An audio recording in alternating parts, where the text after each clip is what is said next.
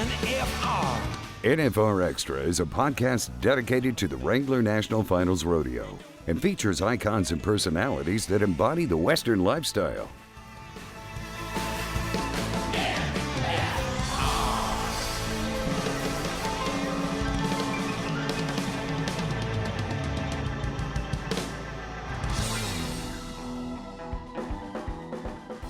Would run anywhere, anytime, didn't matter, big, small. That was the key to winning those gold buckles, was having that horse that it didn't matter if I was outside, inside, blind first barrel, long run to the first barrel. They were good everywhere you went. But now it is so deep. There's 50 good horses. And there are probably 50 horses out there that can make the finals with the right riders. And I mean, like you said, you always see the cream rise to the top. You always see the girls that make it time and time again on multiple horses. But it is the depth in our industry, and the breeding is what's contributed to that. Hey, everybody, this is Steve Godert, and you're listening to the NFR Extra.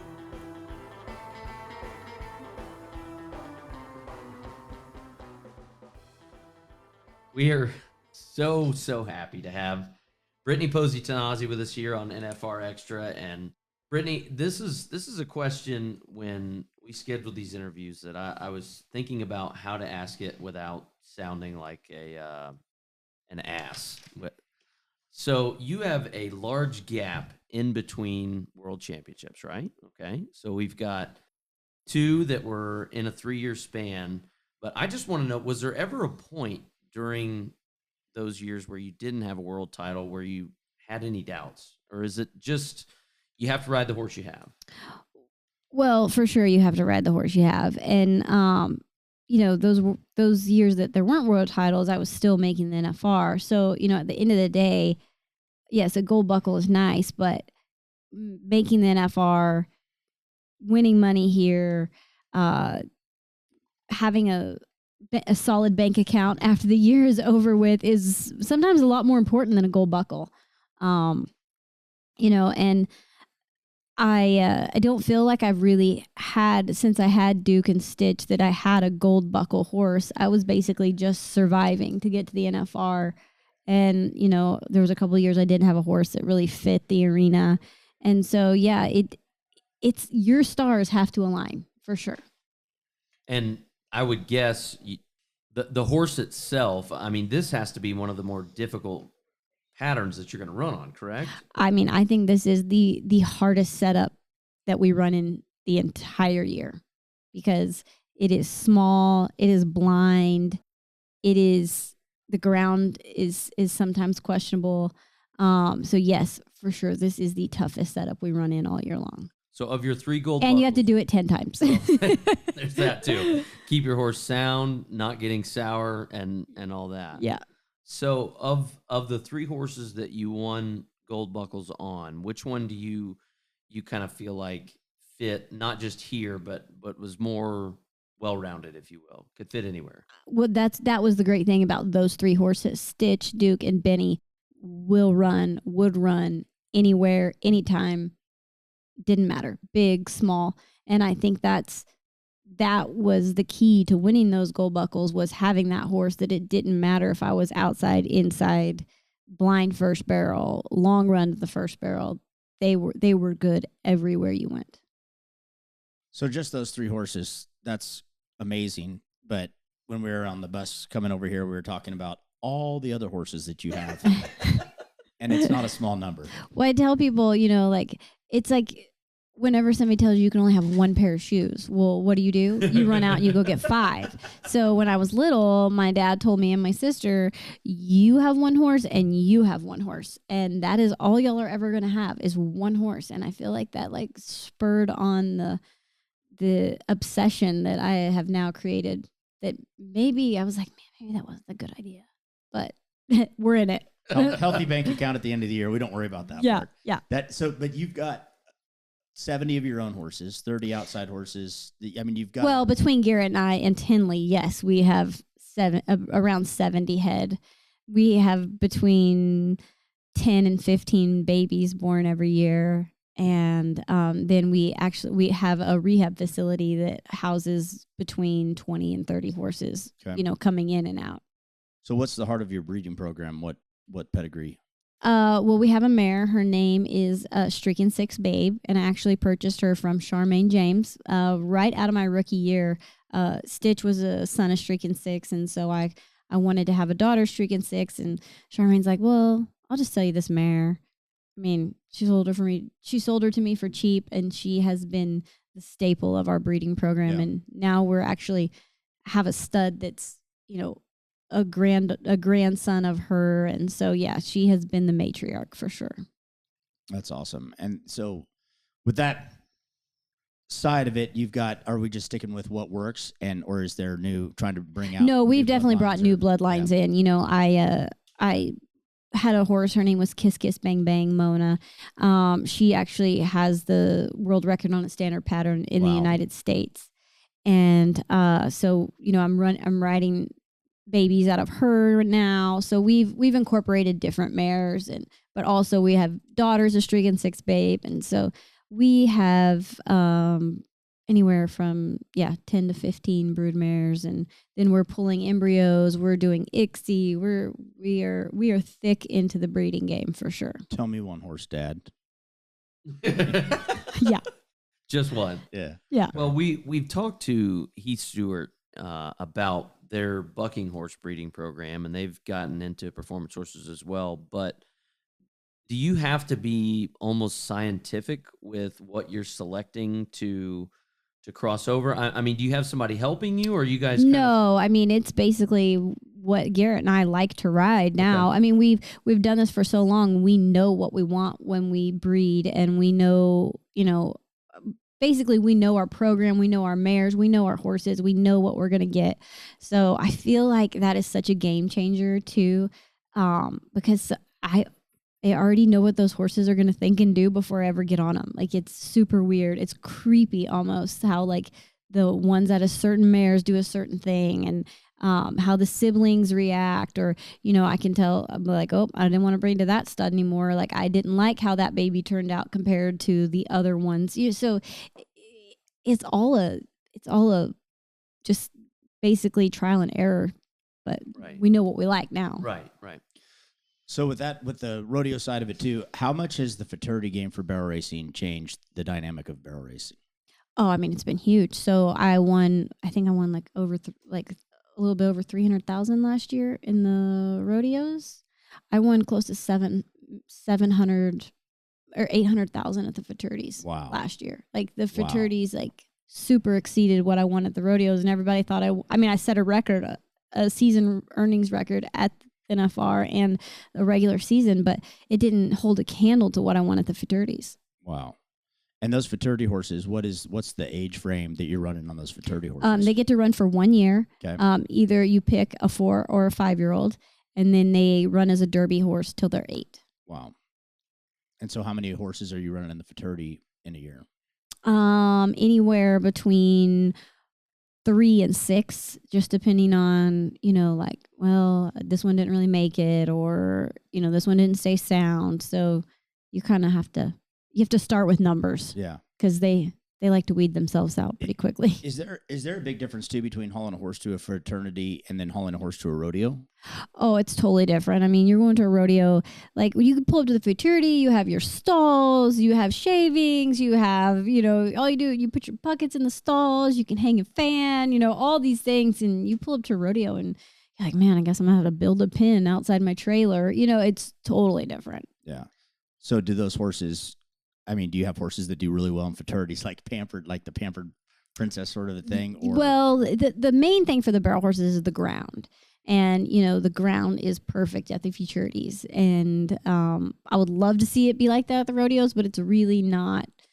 I don't think it would ever get to that, just because you have conditions like weather and things like that. Right. But so those horses have to learn how to go stand up on bad ground after they've run their first year of life on perfect barrel racing ground, and you know, they can make moves on the barrel racing ground that they can't make on the rodeo ground, or they're going to pancake. Right. So that is a big transition. And when I'm training those horses, I try to train them to stand up a certain way so that they do transition easier over to rodeo ground. Like my style kind of is always moving towards a rodeo horse. I would think that has to help with self-preservation as well for the horse. I mean, Yeah. And longevity in their right, career correct. for soundness and stuff. Yes. And that's a different ball game too. So traveling for the rodeos, you hit X amount of rodeos, and probably harder than the ground or standing or anything like that is just that time in the trailer for those horses too. So you pull up to Futurities. Oh, for sure. How much ever time, and then okay, you made a run, cool them down, put them in the trailer, go to the next one, and just do that. So that's got to be a rodeo horse is definitely a different animal, and it's those, and sometimes like the futurity horses that win the most at the futurities don't do well transitioning into the rodeo. It might be that horse that wins 4th and 5th everywhere you go, but they've got a good style where they stand up, and you know, it's really crazy is you have horses that never go to the rodeo, you know, and then they turn like 6 and 7 years old and they're still killing it at the derbies. And then you have a horse that you futuried on, you took it to the rodeos, and then you come back to like the futurities and they don't run as hard because they're like, I'm going to make sure this ground's good. So it's funny how the horses that never rodeo, they stay just running so hard, where those rodeo horses figure out that they've got to slow down a little bit to stand up. And there is a difference between a rodeo horse and a barrel racing horse. Not a bad difference, just a difference on that Yeah. side. Yeah. Yeah. So they're going to go win in their respected areas, but there is a difference. Right. So with that, what is like the ideal age for a rodeo horse in your opinion? Well, I mean, I feel like they start coming into their own when they're like 6, 7, and 8. And, you know, usually that first, well, it depends on if you futurited as a 4 or 5. So if you futurited as a 4, I feel like that 5-year-old is so hard because they want to be the boss. They kind of know what they're doing. They don't really think they need you. And then it's a teenager. Yes, exactly. Exactly. And then junior in high school. Then you roll over into that 6 and 7-year-old year and you've kind of reined them back in. Like kind of like your kid. Like now, okay, I can be friends with you. You're not an idiot anymore. Yeah. So that and then as a 5-year-old, you know, I do feel like running the futurity horse as a 5-year-old, I can transition them into rodeo a little bit faster just because they do have a little bit more maturity on their side. Yeah. But if you go back and look at all the stats at the futurities, the 4-year-olds usually outrun the 5-year-olds. It's really weird how it works. But, you know, like I've had horses, the futurity horse I have this year, she's won quite a bit, but she was not ready to run as a 4-year-old. So Garret roped on her whole 4-year-old year. And then she was ready to go as a 5. And so I'm hoping, since my team is looking a lot different this year than it looked like last year, I'm hoping she steps up pretty quick. Do you see a big difference between studs and mares? Studs are so hard to haul. I say that, and then now I have Titan, who is a stallion, and he is like the easiest horse to haul on the planet Earth, but that doesn't ever happen. Yeah, so, you know, those studs, they kind of get set in their ways, and it's hard to keep longevity in a stud.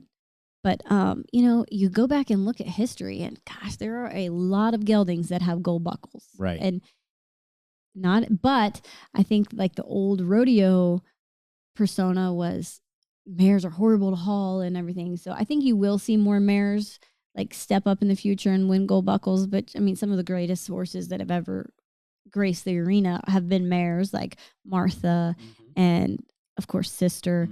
But as a whole, you go back and look at it's a lot of geldings. So I think the geldings are just kind of a little bit dumber and will just kind of run through anything. And, you know, they may have a little ache or whatever here and there, and they're just going to power through it, where those mares are a little bit more like, yeah. And the studs for sure. The studs are weenies. They are...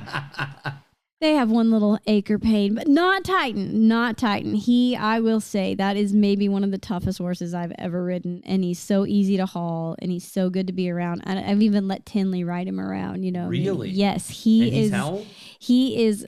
He's 11 this year. Okay. Yeah. What's the background on that horse? So that horse was a futurity horse, is a 4-year-old, and I don't really know where he went. And then a girl 2 years ago had him at some rodeos and did well on him. And then last year I got him in my barn. He had to have knee surgery. He was out for almost a year, and we had to rehab him back. And I was afraid that he wasn't really going to come back. And then he came back this fall with a vengeance, or last fall with a vengeance, winning Ellensburg, winning Puyallup, arena record at Stephenville. And then that was the one who fell with me at Sioux Falls. Oh. And so I feel like he tore his a muscle away from his shoulder, and so I feel like he really hasn't gotten back to where he was. But I feel like we're there now. We're ready for the outdoor rodeos, and he may keep my NFR dreams alive. I think those other ones in my trailer are going to make it real rough on me. Let's take a quick pause, and we'll be right back. Looking for NFR video content and features? It's all in one place at /Las Vegas NFR. You'll find unique features like the top 35 most memorable moments since 1985, the top 60 NFR contestants of all time, NFR champions recaps, custom NFR videos, and much more. You'll also find NFR performance recaps, insider tips, and interviews you might have missed along the way. Once you dive in, you'll find a lot more great content. There's something for all rodeo fans. The biggest stage, the brightest lights, the Wrangler National Finals Rodeo.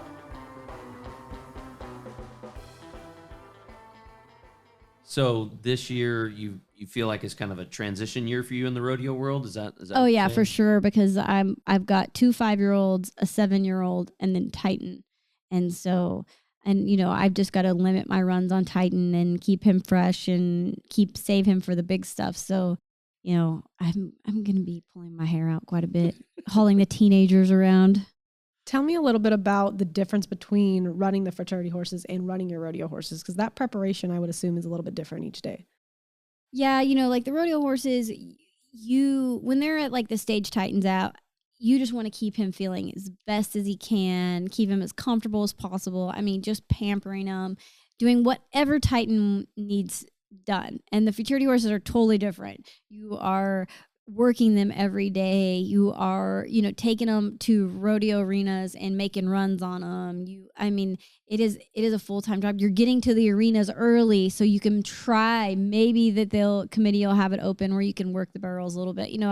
So yes, it is a full-time job having those young ones where, you roll up 30 minutes before the rodeo starts with Titan and we're good to go. What's the biggest difference that you see in the past 2 decades from when you started going professionally to now? Like what would be the biggest change that you've seen? The biggest change I've seen is the depth of horses in the barrel racing. Used to, like when Stitch and Duke around, there were 20 good horses and you had to beat 5 of them to make the finals. It's all relative. Yeah, you know what I'm saying? The cream rises. Yes. But now it is so deep. There's 50 good horses. And there are probably 50 horses out there that can make the finals with the right riders. And like you said, you always see the cream rise to the top. You always see the girls that make it time and time again on multiple horses. But it is the depth in our industry, and the breeding is what's contributed to that. There's a lot of these girls too that are, they're starting so young. And that's where I think even with the entire sport of rodeo, it seems like now the age is so much younger when they're starting. Like you said, with Tinlee, she's out there, running barrels on mom's good horse. And it's like, what other kids? Yeah. That was a very unique situation. And now it seems like there's a broader spectrum of younger girls getting into this deal and kind of getting those habits started and running on good horses. Right. And, there's always been kids because, the WPRA used to not have an age limit. So I think Charmaine made the finals when she was like 12 maybe or something. Yeah. So there's always been kids, but there's never been this many good horses. I'm sorry, but you're not going to go to the sale barn in Clayton, New Mexico and pull a rank one out and win 10 gold buckles. Like that ain't happening ever again. And, our game has become so sophisticated, and there's so much that goes into it, and which with everything, like if you're not getting better, then what's the point? Like, you've got to always get better, and the sport needs to get better. And I mean, we need to have $50,000 rounds before this thing is, I'd like to see that for Tinlee, right? To actually make a living doing this. It is possible, but it is very hard. Yeah. And I want to see that for future generations. Well, and to your point, I think we can all remember a day when a bale of hay in Colorado was $3.50 or $4, and diesel was $1.20. You could. I remember one of the first head horses my parents bought for me. He was older and slow because I was young, but it was like $3,500, and you could find older horses for kids that were decently priced because they were just there. And now, like, your entry level horses, it's not just a 5-digit check anymore. Like, it's even more than that, depending on what level you want to be competitive at. And so low end prospect horses are $20,000 for a horse. But the one thing I will say that I think is a topic for debate, especially in barrel racing, is I still think it's important to get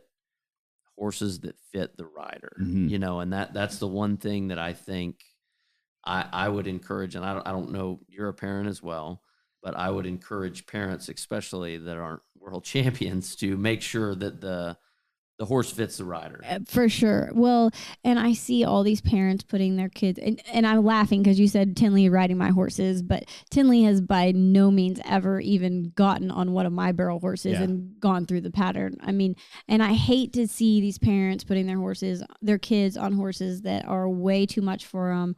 And it's just a wreck waiting to happen. And, Tinlee started out on a pony, and we made her stay on that pony for probably too long because we were like, this is our only kid. Yeah. We got to be careful here. We can't kill her off in the first 4 years of her life. And now she's moved up to like a little bit. He's a horse, but he's just an old cutter, ex-cutter. And he's, a little bit bigger than the pony, and he goes through the barrels, but there is a fine line of over mounting your child and then them not wanting to do it at all because it scares them. Yeah. So that was my thing too, is like Tinlee is very, like, if something bad happens, she's like, nah, I'm not doing it. So I wanted to keep it. Crack the egg in them, and then you're like, well, that's perfect. Oh, it's over. Now what are you going to do, because your parents are obsessed with this lifestyle and you don't like it anymore. So we've been really careful. No, she's not going to be a good soccer player. Unless some things really turn around in our soccer game, we're not going there. But we've just been super careful about that. Yeah, she'll have plenty of time to go fast on barrel horses.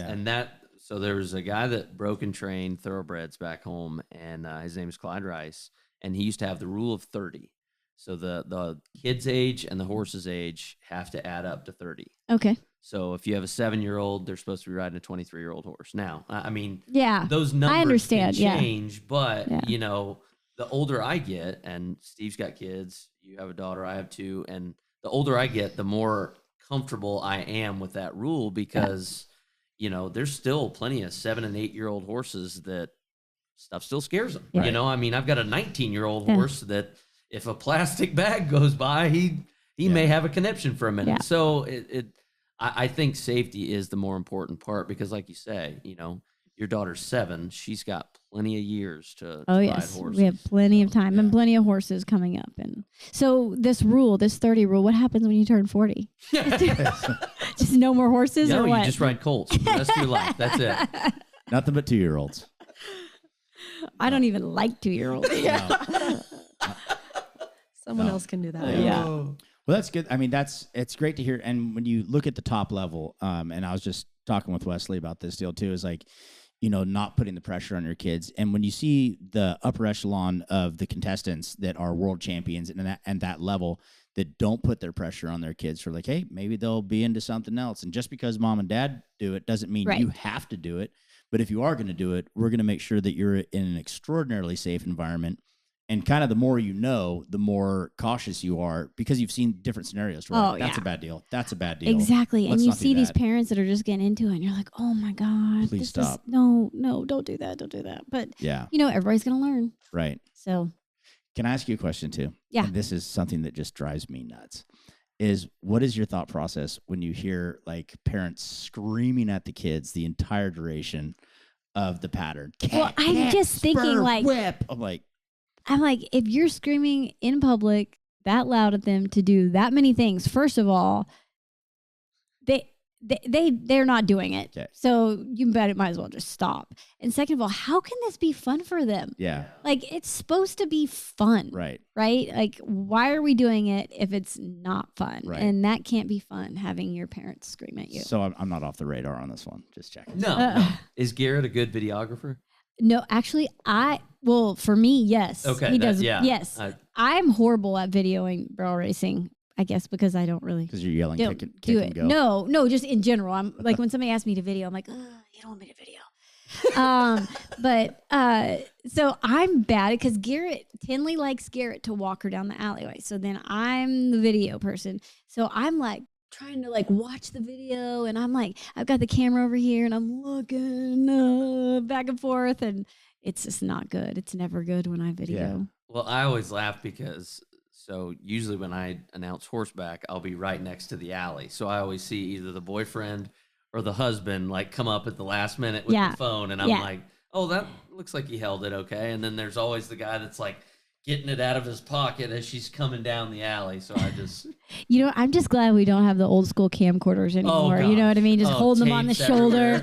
Everywhere. Tapes everywhere, putting them on the shoulder. Is that Channel 9? No, that's just a husband. You couldn't video very good on your phone, so you had to whip out the iPad and you're over here with the iPad, so technology's come a long ways, especially it's been great for rodeo. Yeah. That's awesome. And now if I go somewhere and I don't get a video immediately, I'm like, why didn't they send me my video? Or, you know what I mean? Or Garrett, send me my video. What are you thinking? What is this, the 90s? The only other thing is too is I feel like this, like if I make a good run, I'm like not that worried about watching my video. I went good, I don't care. And then if I do bad, I'm like, I gotta get that video. I gotta see. Analyze every part of it. Watching those videos too, what is the biggest thing? Is it missing cues or is it just what are you looking for? Kind of watching that horse's body position.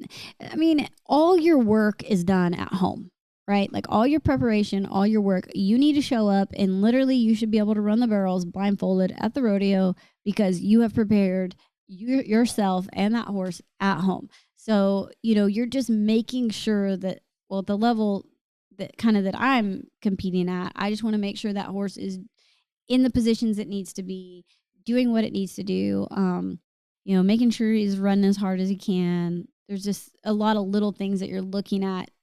Or did I do, also if something goes bad, did I do my job? What did I do right there? Like I shouldn't do that or, just breaking it down basically. So who starts all of your horses? Do you guys, you said you have 2-year-old. Yeah, so I have a 2-year-old guy. His name is Brooke Bearden. He lives in Stephenville and right outside of Stephenville, and he breaks all our 2-year-olds. And then Garrett gets on them.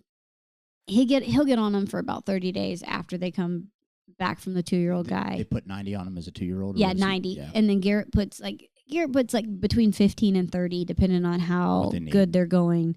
And sometimes he even goes longer than 30. I'm like, I'm not getting on that thing. And he'll ride it longer, and then we kind of like divvy him up. Like we're like, okay, well, obviously some go straight to the barrel racing, some are gonna go to the rope and pin. Some of the ones I know I'm never gonna ride, they're going to the rope and pin, and some of them he knows he's never gonna ride. But then kind of the other ones we'll divvy him up, and we'll be like, okay, this horse isn't ready to go to the barrels yet. You need a rope on him for a while, or I'll run the barrels on him for a while and be like, okay, this horse is not doing what I want. You need to go rope on them, which I feel like the roping is kind of a little bit of like a punishment. Like you had it so easy. All you had to do it was right. And now you got to go run 20 steers. Yeah, like have fun with that. There you go. Yeah. And then they usually come back just begging for mercy. Yeah. So, yeah. When you said that some of the horses will never go to the rope pen, is that where you just lay down the law and like, this horse is not going to be roped off? This is my barrel horse. Oh, well, I mean, some of them are just kind of too big. Yeah. And then he knows, like, he's like, this is your horse. I don't even want to be near it. Like, yeah, so we've just been doing it for so long that it's kind of the unspoken rule. Like we know kind of where they're going, and So there's never been one that's caused a little bit of a rub, like, no, because like the horse that I'm taking this year, his name's Lefty, and I futurited him, and I was kind of having like a little bit of teenage drama with him, and Garret took him, roped off of him a year, and then Garret saw my horse situation this year, and he's like, "Here you go, you can just have him back." I'm like, "Thank you, I needed him so bad," So yeah, I mean, we just kind of go back and forth, and like some of the barrel horses, that just can't really stay sound as a pro rodeo level barrel horse. They can stay sound as a rope horse, and so we just kind of go back and forth that way. So I actually had one of his best head horses was a barrel horse that I raised, and I had been running her, and I was actually making a video of her at the house for someone that wanted to buy her, and she fell. And she kind of fell, and then she got up and fell again and kind of couldn't get her feet. And this horse would not go near a barrel the rest of her career. Really? I mean, like, I would go to a barrel race, and she would run this huge circle around it, like scared to death to turn because she fell. And so I was like, I don't know what I'm going to do with this horse. Not today, Satan. Yeah. I'm like, what are we going to do with her? And he's like, well, I'll rope on her. And I mean, it's been one of his best horses to this day. Yeah. Yeah. Well, finding a niche too. And that's like, I mean, that's kind of the cool part about having multiple avenues that you can take these horses down, is just because, this is what you think it should do. It's like, that just doesn't fit. And well, I don't know. Yeah. I don't know what I would do without Garret, because being able to switch events like that is so good for them. Yeah. And it whenever you don't have to fight with them over a problem, because I can just send them to him, and then they totally get their minds off of it. They learn what I'm needing to teach them by him roping on them, Right. and then they come back to the pattern, and they're just that much chew better. on it for a little while, not just hammering on. I mean, Yeah. it's kind of like that deal too, where you get that. Well, they're doing that, whatever it is that you're doing, and it's like maybe it's, maybe this horse just needs a break, and it's like, well, let's give it a big break and go. Let's go a different direction. Yeah. It's almost better than a break. And not picking on it. Yeah, it's better than a break, because usually I've found when you give breaks, you still come back with the same problem. Yeah. With him, just taking him to the rope and pin, it just kind of resets him. Yeah. Yeah. Well, I think you see it in human athletes too. I mean, some of your best athletes didn't just play baseball their whole life. You know, I mean, they were more well-rounded and did other things, and it's almost like one complements the other, because it makes you utilize those other muscles. But well, and a lot of those horses too, it's like I think as the barrel racing is developing, and you have such good horses, and you have so many good trainers and so many good riders, is that, the really top end, like those horses aren't just sitting there and having their brains leak down their neck, and just, you can't stop them, you can't turn them. If you got a horse that you can rope off of, like a good broke horse is going to be good at whatever it's doing. Right. So, and not just coming down wild as, no self-preservation and bumping off of, the lead up or whatever. It's like, holy cow, this is dangerous. Yeah, I mean, it is cool. And it's like a lot of horses are just kind of discarded, or, sold, because they're like, well, we can't make it do what he wants. And then we just go to the rope and pin, and it makes that horse that much better. So yeah, 100%. It's a good deal. Well, Brittany, this has been enlightening and a great time hanging out with you and hearing more of your story. And congratulations again on your third world title. Thank you. And we look forward to seeing not only more of what you can do, but more of what Garret and Tinlee can do as well. So thank you for being here with us. Thank you. Keep those soccer tapes coming. Want to experience more of the NFR? Then visit NFRexperience.com, and we invite you to subscribe to NFR Extra on Apple Podcast, Spotify, iHeartRadio, and wherever you're listening right now. If you like what you've heard on NFR Extra, we would love it if you gave us a 5-star rating and tell your friends how to subscribe.